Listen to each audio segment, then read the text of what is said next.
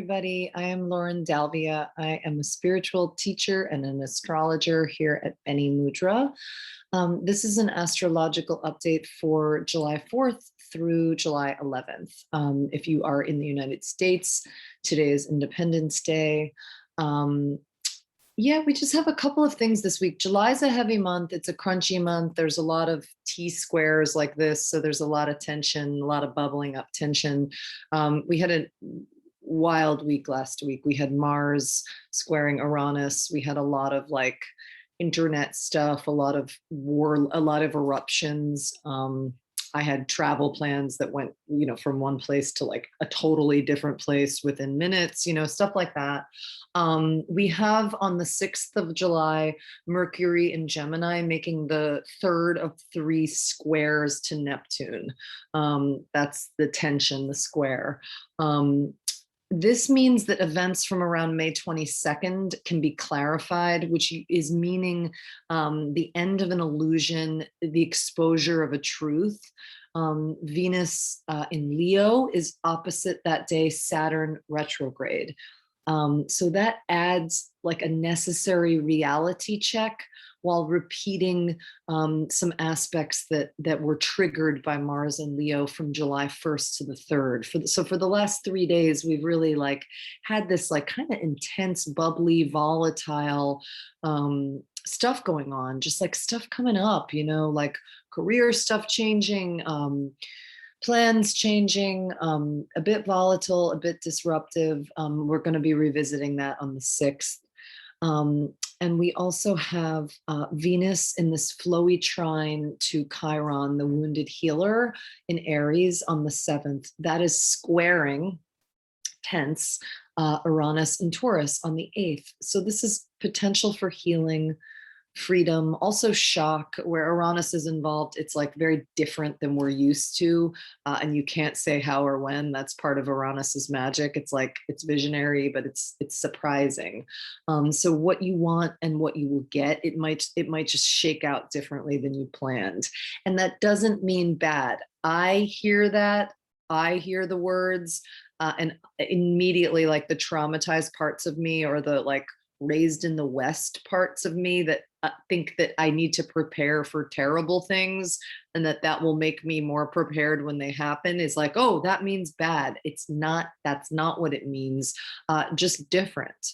Like it's not going to turn out that way, and it's not going to turn out that way either. And so there's a real invitation to surrender in that, which I appreciate.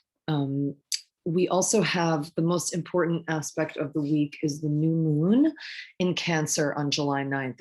It's widely opposed by Pluto retrograde in Capricorn. It's intense and it's an emotional new chapter. Mercury is also moving into Cancer on the 11th. So that puts the raw emotion into words. I like this new moon. It's got Cancer opposing Pluto and Capricorn. I mean, that's big, it's emotional, it's transformative. And under certain circumstances, that would look like major trouble as new moons go, but it's actually really supported nicely by Neptune and Pisces. And so there's good shift.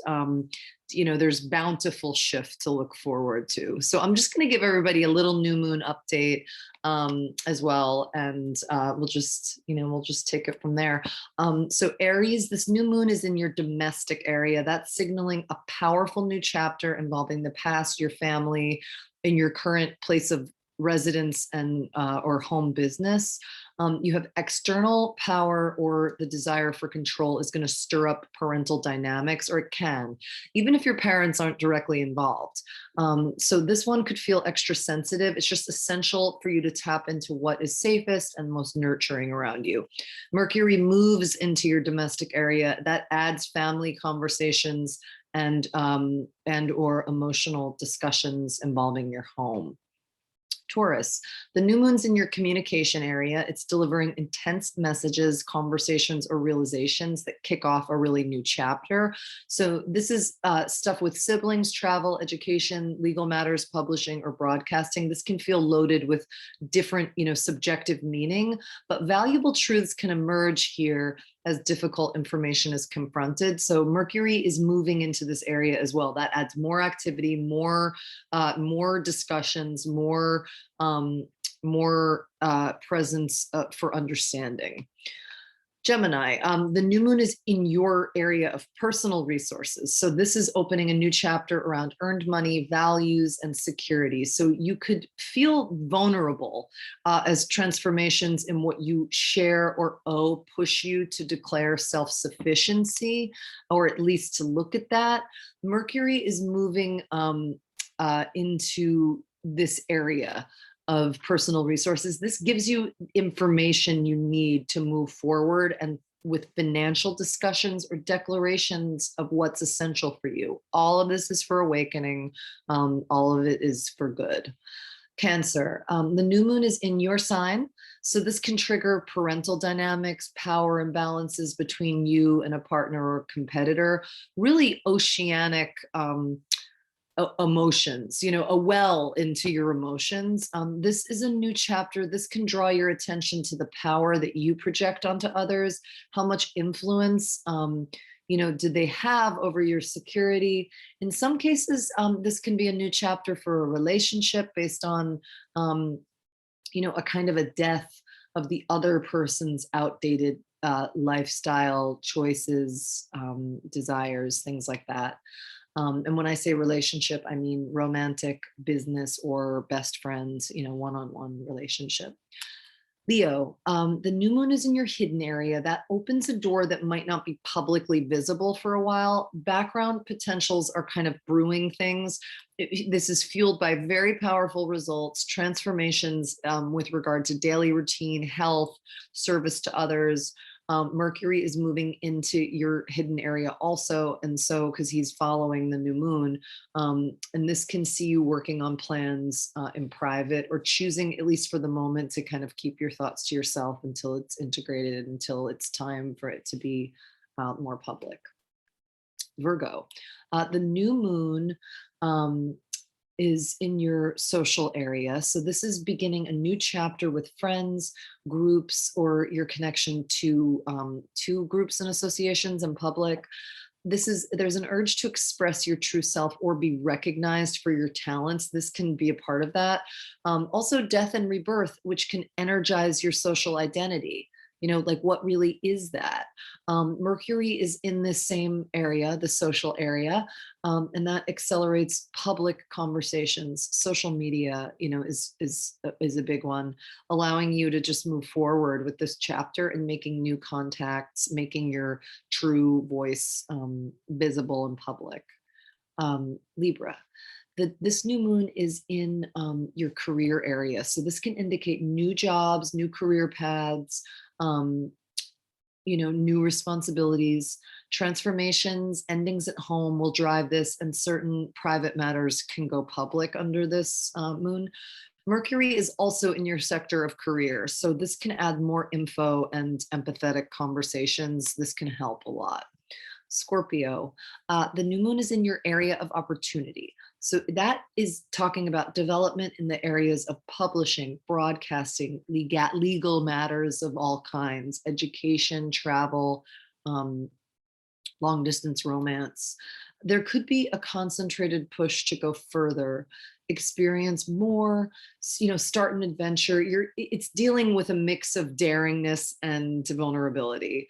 And then Mercury is moving, 2 days later into this area of opportunity as well, giving you more information, new ideas to work with. There could be distant messages and or expansion of what you think is possible. Sagittarius, the new moon is in your area of shared resources. So that's introducing new chapter around shared finances, intimacy, or psychology.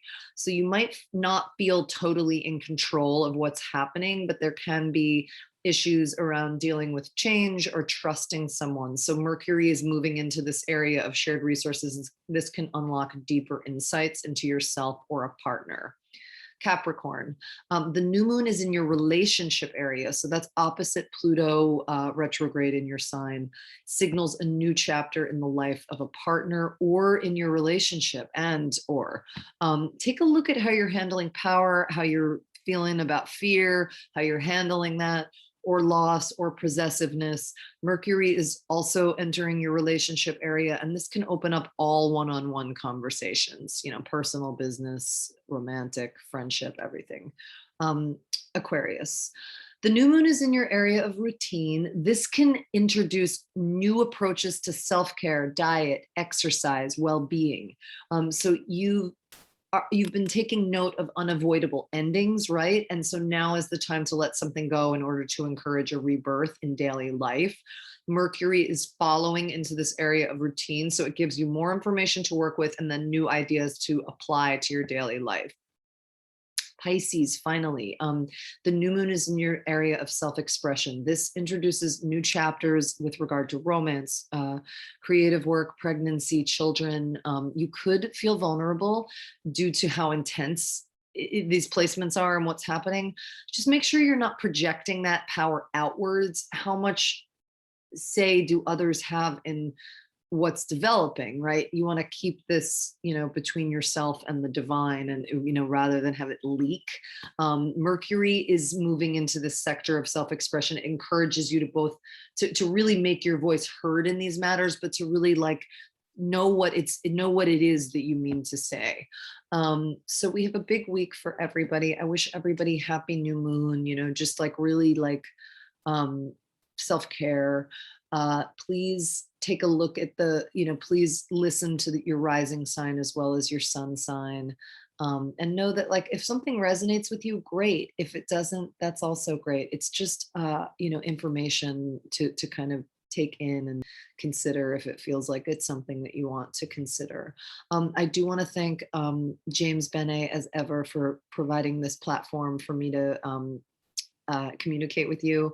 And he's amazing. Lots of great folks and great workshops at his website, benemudra.com, where you can find my information for private sessions. I am available on Instagram at Lauren_Dalvia, Dalvia. That's a personal account with business, and I have a business specific account to astrology and mysticism that's new. It's at Lauren1111, and you spell the words 11. And I would especially like to thank Nadia Gilchrist, who's an amazing astrologer and artist whose work this report is entirely based off of. So thank you, Nadia, and to all mentors and everybody. Have a beautiful and blessed week.